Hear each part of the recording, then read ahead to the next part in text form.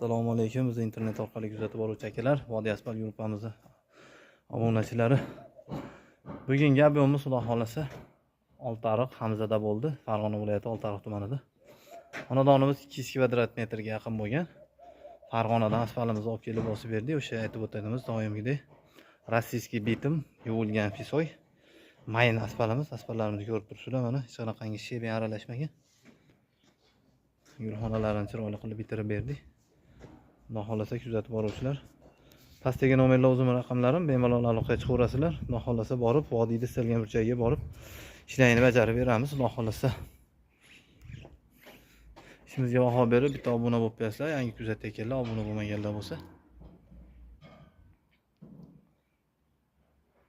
Xonadonimizning ko'rinishi mana, so'killari. Barcha ishlar internet orqali bo'lgan. Mana gibka kamin hamma yo'q, so'killargacha.